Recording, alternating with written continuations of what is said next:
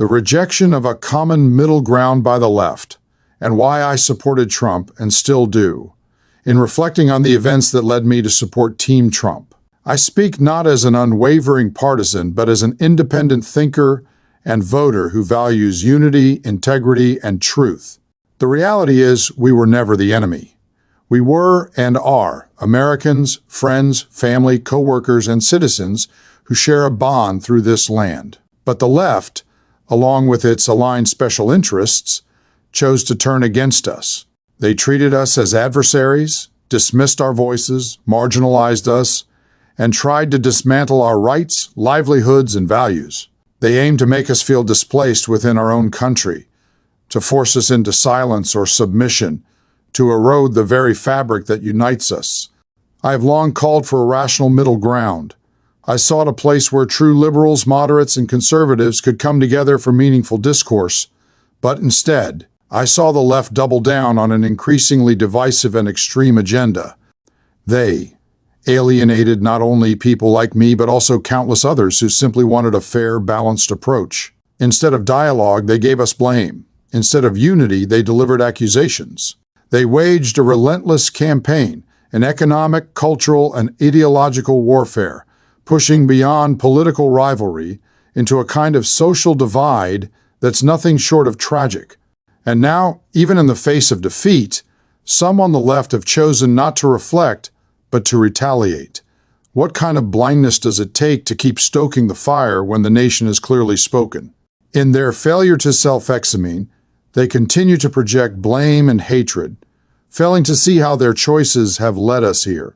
I've endured their attacks, their justifications, and their distortions. I warned that one day the seeds they had sown would bear bitter fruit, a day when tolerance would turn to tough love, and their refusal to see would lead to a reckoning. Now, it's evident that they're reaping the consequences, and I'm not alone in my resolve to say enough is enough. We're not out for vengeance. Don't hate them, I pity them, for they're trapped in a cycle of fear, confusion, and misplaced anger. They can't see the harm they've done, not only to others, but to themselves and this nation. Yet, as the truth comes to light, perhaps some of them will recognize their errors and seek a path back toward unity. For the rest, sadly, the only road may be through the hard lessons of their own choices, the painful humility that comes when reality is no longer avoidable. This is where we stand now, and as we move forward, we must hold firm, not with hatred, but with clarity and resolve. We cannot allow them to continue down this destructive path, not for their sake, nor for ours. We must be ready to stand our ground, to protect what's right, and to reclaim the territory of common sense and shared purpose that they abandoned.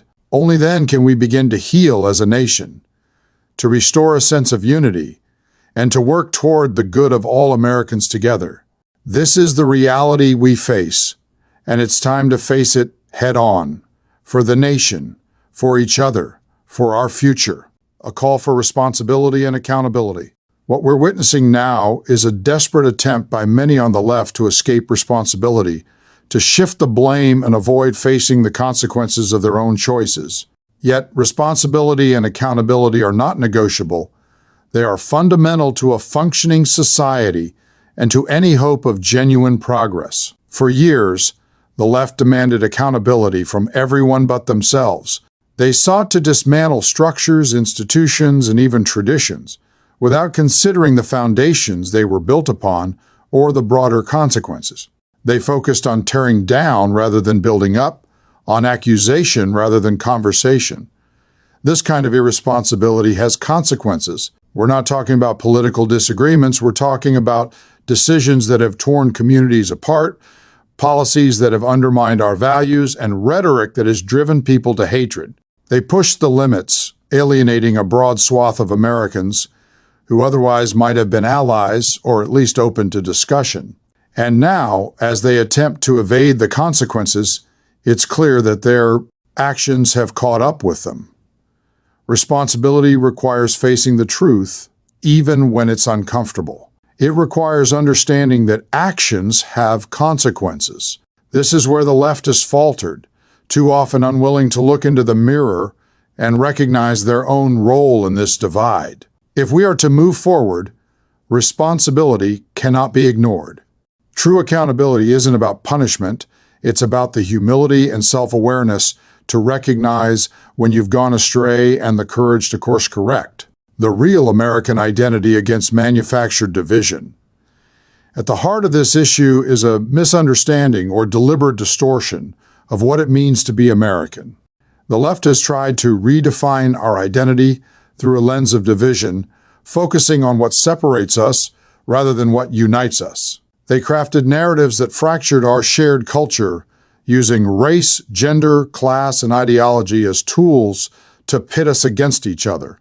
In their eyes, our differences were not points of diversity, but battlegrounds for ideological control. But being American is about much more than these surface differences. It's about shared ideals, about a belief in freedom, opportunity, and community. It's about the values that bring us together, that allow us to coexist and work toward common goals, even when we don't agree on everything. These are values that transcend political affiliation, that cut through the noise and the division, and remind us of the higher purpose we share.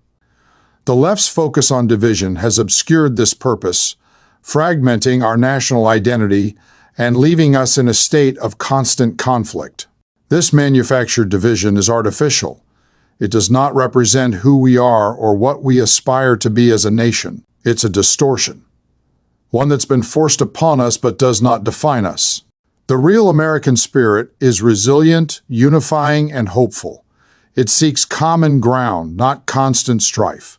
And as more people see through this illusion of division, the more they recognize the true heart of this country, a heart that beats with unity, not division. Restoring rational discourse and civil debate, one of the casualties of this divisive era has been rational discourse itself. Civil debate, once a hallmark of American democracy, has been eroded by ideological purity tests and echo chambers. The left has silenced dissenting voices, casting them as enemies, rather than fellow citizens with different perspectives. This has left little room for discussion, for the exchange of ideas, or for finding the middle ground. But America was built on debate. Our history is a testament to the power of differing perspectives coming together to create something stronger, more balanced, and enduring. Rational discourse isn't about winning or losing. It's about understanding, compromise, and the mutual respect needed to forge a path forward. We cannot move forward if we can't even talk to each other, if disagreement is met with hostility rather than open-mindedness. It's time to restore this lost art of conversation, to recognize that ideas should be tested, questioned, and debated. There is strength in diversity of thought. True progress requires that we listen to each other, not silence each other. Only through honest, respectful discourse can we hope to build a future that benefits everyone. We must reclaim this fundamental right and responsibility, to have our voices heard and to hear others without fear or animosity. The path forward. Unity through strength and resolve. Looking forward, the path is clear, but it's not an easy one. It requires unity, not only in spirit, but in strength and resolve. This means standing firm against the continued attacks on our values, our way of life, and our national identity. It means protecting the freedoms and principles that define us, even when it's challenging or unpopular to do so. Unity does not mean uniformity. We don't have to agree on everything, nor should we. But we must be unified in our commitment to something greater than ourselves, the future of our country, the well-being of our communities, and the preservation of the values that have made America a beacon of hope and freedom for generations. This unity is built on mutual respect, on the understanding that each of us has a role to play, a perspective to offer, and a right to be heard. It is time to put aside the division and the petty differences. 2. Recognize that our shared goals are far more powerful than what divides us. We must be strong, we must be wise, and we must be committed to standing together. Only then can we begin to heal, to rebuild, and to create a nation that lives up to its promise for all its people, rejecting the culture of victimhood and embracing responsibility. One of the most insidious developments in recent years has been the rise of a culture that glorifies victimhood and rejects personal responsibility. The left has cultivated a mindset in which grievances are endlessly emphasized and personal accountability is set aside. Rather than empowering people, this mentality has weakened them, trapping them in cycles of blame and entitlement, rather than encouraging resilience, growth, and agency. This victimhood mentality has turned every disagreement into a grievance and every challenge into an oppression narrative. Yet, this constant focus on victimhood doesn't uplift anyone. It holds people back. It suggests that people are powerless, that they must rely on others or the state to fix their problems rather than equipping them to take ownership of their own lives. True strength comes from responsibility, from owning one's actions and choices. It comes from knowing that while circumstances may vary, each individual has the power to shape their path, to contribute meaningfully to their community, and to better themselves. As Americans, we have a proud history of resilience and self-determination. By rejecting this culture of victimhood, we can restore a sense of dignity and pride that comes from personal responsibility, from building, achieving, and overcoming, rather than constantly bemoaning or expecting handouts. Reclaiming institutions from ideological capture. Our institutions, whether educational, legal, cultural, or political, are meant to serve all Americans regardless of their background or beliefs.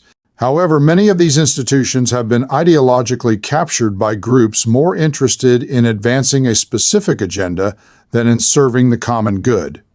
This ideological capture has not only eroded trust, but has also transformed once neutral spaces into battlegrounds for control, censorship, and conformity. Schools, universities, and media outlets, which should be places of learning and open discourse, have become echo chambers where only one perspective is allowed to thrive. Justice, once a cornerstone of American society, has often become a selective application of the law, favoring those aligned with certain ideologies and punishing those who dare to question. Even corporations and professional industries have taken sides, promoting divisive agendas instead of focusing on quality and service. It is time to reclaim these institutions. They should serve the nation, not an ideology. Reclaiming them doesn't mean politicizing them in the opposite direction. It means restoring them to their original purpose, to educate, to inform, to provide justice, and to serve without bias. This requires courage, a steadfast commitment to truth, and the willingness to challenge the status quo. Only by doing so can we restore trust in these institutions and ensure they once again function for the benefit of all Americans, restoring faith, family, and community as foundational pillars. A strong society is built on strong families, faith, and communities. These are the pillars that hold us together, the sources of support, moral guidance, and resilience. Yet, over the years, these very foundations have been undermined, devalued, or outright attacked. Faith is dismissed as outdated, families are fractured by policies that fail to support them, and community bonds are weakened by cultural forces that promote individualism over collective well-being. Restoring these pillars is essential to rebuilding our nation. Faith, regardless of its specific form, provides a moral framework, a sense of purpose beyond oneself. Family offers stability, nurturing, and the foundation of personal identity. Community connects us, giving us a sense of belonging and accountability to one another. When these are strong, societies thrive. When they are weak, societies crumble. We must renew our commitment to these values, not only as ideals, but as practices in our daily lives. Support for families, respect for faith, and investment in community life are not simply nostalgic concepts, they are practical necessities. By strengthening these bonds, we create a society that is more resilient, compassionate, and unified. This is not about turning back the clock, but about recognizing the timeless wisdom and values that have endured across cultures and centuries. Embracing a vision for the future that honors our past. In the rush for progress, many have abandoned or belittled the past. History has been rewritten, heroes have been demonized, and traditions dismissed. The left has often painted the past as a source of shame rather than a wellspring of wisdom and inspiration. But a society that rejects its history loses its sense of identity and direction. We cannot build a better future if we dismiss the lessons, achievements, and values of those who came before us. Honoring our past does not mean ignoring its flaws. It means embracing its complexity. It means understanding that every era has its struggles and victories, and that there is much to be learned from both. Our forebears built a country that has inspired generations, a nation rooted in ideals of freedom, equality, and opportunity. While we acknowledge their imperfections, we should also celebrate their achievements and learn from the challenges they faced. Looking forward, we need a vision that honors these foundations while adapting to the needs of a new era. This is not about clinging to nostalgia. It is about drawing from our history to build a future that reflects the best of our values. It's about progress with purpose, change with respect, and innovation that builds upon rather than tears down. We must look to the future with hope and confidence, grounded in the strength of our past, building bridges and breaking down barriers. As we confront the divisions that have grown between us, we must make a conscious effort to build bridges. The left's divisive rhetoric has left scars, but healing is possible. It will require each of us to reach out, to understand, and to find common ground. America was never meant to be a place where everyone agrees on everything. It was meant to be a place where people of all backgrounds could live together in mutual respect. Building bridges doesn't mean compromising our principles. It means finding ways to work together even when we don't see eye to eye. It means focusing on what unites us rather than what divides us. Whether it's our shared love for freedom, our commitment to our families, or our dedication to this country. We must reach across divides, whether racial, political, or ideological, and remember that at the end of the day, we are all Americans. To heal as a nation, we must break down the barriers of suspicion and distrust that have been sown between us. It is time to see each other not as enemies, but as partners in a shared endeavor. This will take time, humility, and the courage to listen. But as we build these bridges, we will find that what unites us is far more powerful than what divides us. We have the strength to overcome our divisions, to move forward together, and to create a future worthy of this great nation, standing strong for the next generation. Lastly, we must remember that all of this, the struggle, the resolve, the determination, is not only for us, but for those who will come after. The next generation deserves a country that values truth, unity, and resilience. They deserve to inherit a nation that we have worked to improve, not one broken by our failure to stand up for what is right. It's easy to focus on the here and now, but the choices we make today will shape the world they live in tomorrow. They are watching, learning, and looking to us for an example. We owe it to them to stand strong, to lead with integrity, and to protect the values and freedoms that make this country great. The left's attempts to erode these values have left a generation questioning what it means to be American, what it means to stand for something greater than oneself. For their sake, we must hold the line. We must instill in them a sense of pride in their country, a love for its principles, and a commitment to its future. We cannot let the failures of one faction define their inheritance. This is our duty, our legacy, and our solemn responsibility. Let us stand strong, for their future depends on our resolve today. A new chapter rooted in unity and resolve. We stand at a crossroads, faced with a choice. Do we continue down a path of division and animosity, or do we choose a path of unity and strength? The left's divisiveness has led us here, but it is within our power to chart a new course. By embracing responsibility, restoring our institutions, reaffirming our shared identity, and building a future that honors our past, we can begin to heal, rebuild, and move forward together. This is not a call for complacency, but a call for action. We must be unwavering in our principles, steadfast in our resolve, and unyielding in our commitment to a better America. It's time to turn the page, to write a new chapter grounded in unity, accountability, and the timeless values that define us. The task is great, but so is our capacity to overcome. Together, we can rise above, reclaim our nation, and build a future that shines with the promise of freedom, justice, and prosperity for all, reviving the spirit of American exceptionalism. To move forward, we must reignite the spirit of American exceptionalism, not in the sense of superiority, but in our unique capacity to pursue bold ideas and innovate for the common good. American exceptionalism has always been about the freedom to dream and the determination to achieve. It's about fostering creativity, embracing risk, and cultivating a society where people of all backgrounds can contribute to something greater than themselves. The left, through cynicism and misplaced collectivism, has attempted to dilute this spirit, suggesting that our nation's uniqueness is an illusion, that our identity as pioneers and problem solvers is outdated or even harmful. But our history tells a different story. America has led the world in scientific discovery, cultural achievement, and humanitarian efforts not because we followed the well-trodden path, but because we blazed new trails. From the pioneers who settled the frontier to the innovators who sent men to the moon, our legacy is one of courage and audacity.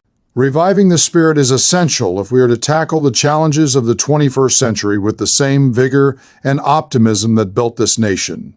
This means embracing risk, rewarding innovation, and fostering an environment where bold ideas are encouraged rather than stifled. It means creating pathways for people to build, invent, and grow.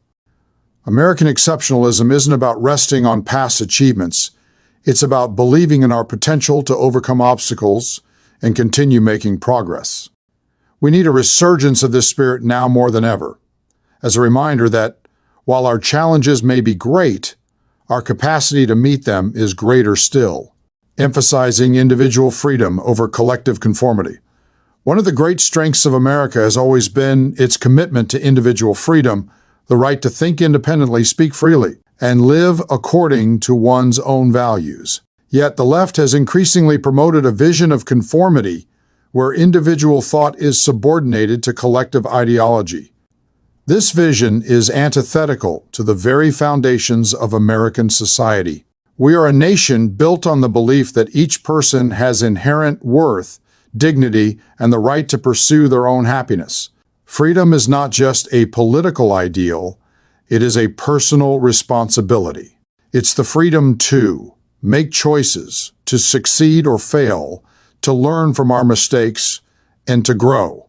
It's the freedom to hold diverse beliefs, to disagree respectfully, and to pursue one's own path without fear of retribution or censorship. This commitment to individual liberty has not only made America strong, but has inspired millions worldwide. Now, we must stand firm in defending this principle. Individual freedom is not a privilege bestowed by the state. It is a right that belongs to every human being. It is the cornerstone of creativity, innovation, and resilience. By safeguarding this freedom, we create a society that values diversity of thought, respects personal responsibility, and allows for true progress, reaffirming the importance of national sovereignty. In an era of globalization, many have lost sight of the importance of national sovereignty, often viewing it as a relic of the past. Yet, sovereignty is essential to a nation's ability to govern itself, to protect its people, and to preserve its values.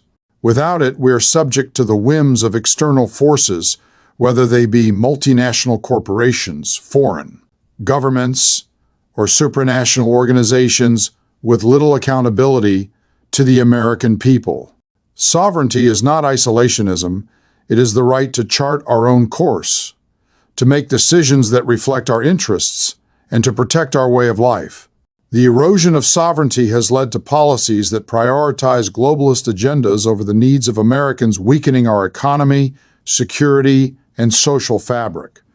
It has also fostered a dangerous dependency on foreign powers that do not share our values or our commitment to freedom. Reaffirming national sovereignty means taking a stand for American interests, ensuring that our laws, borders, and policies are decided by Americans, for Americans.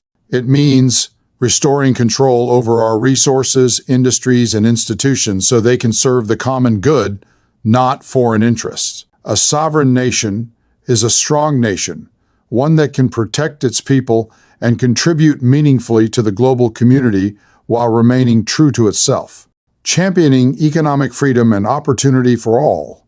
Economic freedom is a pillar of prosperity and the foundation of a just society. It allows individuals to work, create, and build a life of their choosing. Yet, the left's policies have stifled this freedom, imposing burdensome regulations, taxes, and controls that limit opportunity, innovation, and upward mobility. These policies often claim to help the disadvantaged, but in reality, they create dependency, stagnation, and division. True economic freedom doesn't mean unbridled capitalism. It means a fair marketplace where people have the opportunity to succeed through hard work and determination. It means a system that rewards ingenuity and allows individuals to benefit from their labor, invest in their future, and build generational wealth. It also means removing barriers that hold people back, ensuring that everyone has access to the tools, resources, and support they need to thrive. To achieve this, we must dismantle the bureaucratic obstacles that prevent small businesses from growing, reduce the tax burden on working families, and promote policies that incentivize innovation and investment. By championing economic freedom, we empower people to take control of their destinies, reduce poverty, and create a society where opportunity is available to all, not just the privileged few. Upholding truth as the foundation of public discourse. In an era marked by misinformation and ideological agendas, the concept of truth itself has become increasingly blurred. The left has often promoted narratives that serve their interests, disregarding facts and even attempting to redefine reality. But without truth, public discourse becomes chaotic, trust erodes, and society suffers. Truth is not subjective, it is the foundation upon which reason, justice, and integrity stand. Truth demands honesty, accountability, and a willingness to question one's own assumptions. It requires transparency in government, media, and institutions so that people can make informed decisions. The pursuit of truth is not an obstacle to progress, it is the pathway to genuine understanding, unity, and solutions. A society that values truth respects its people, empowers them with knowledge, and holds its leaders accountable. As Americans, we must commit to upholding truth in our discourse, even when it is uncomfortable or inconvenient. We must reject the falsehoods that seek to divide us, the sensationalism that clouds our judgment, and the echo chambers that trap us in ideological bubbles. Only by anchoring our conversations in truth can we build a society that is resilient, informed, and capable of real progress. Fostering a culture of resilience and optimism. The challenges we face are great, but so too is our ability to overcome them. America was built by people who believed in the power of resilience, who faced hardship with courage, and who never lost faith in the possibility of a better future. This spirit of optimism has carried us through wars, economic crises, and societal upheaval. Today, however, the left's pervasive pessimism has cast a shadow over this spirit, fostering a sense of despair and helplessness. We must reject this culture of defeatism. Resilience is not denial, it is the ability to face reality head-on, to adapt, and to persevere. Optimism is not naivete, it is the belief that our actions matter, that change is possible, and that the future holds promise. We must cultivate a culture that celebrates resilience, that encourages people to rise above adversity, and that inspires hope rather than fear. In fostering resilience and optimism, we empower individuals to take ownership of their lives, to believe in their potential, and to contribute to society. We remind each other that setbacks are temporary, that growth is possible, and that America's best days are still ahead. By embracing this mindset, we can transform challenges into opportunities and emerge stronger, more united, and more hopeful. Final reflections, a return to the ideals that bind us. At this pivotal moment in our nation's history, we are called to remember and return to the ideals that have sustained us. Liberty, responsibility, unity, resilience, These are not just words, they are the principles that have shaped generations and guided us through both triumph and tribulation. The left's abandonment of these ideals has led us to a place of division, bitterness, and disillusionment. But we are not bound to this fate. We have the power to reclaim our nation, to restore the values that make America a land of opportunity, freedom, and hope. This path forward will require courage, patience, and unwavering commitment. It will require each of us to stand firm in our beliefs while reaching out to those willing to join in rebuilding. It will demand that we remain true to ourselves, even when the world around us falters. Together, we can renew the American promise. We can create a society where everyone has the chance to succeed, where truth is honored, and where unity is more than an ideal, it is a reality. As we turn the page, let us do so with purpose, conviction, and faith in the greatness that lies within us. For the sake of our country, our communities, and future generations, we must move forward toward a brighter, stronger, and more united America. As for people, so too for the nation. Othniel Max Daves.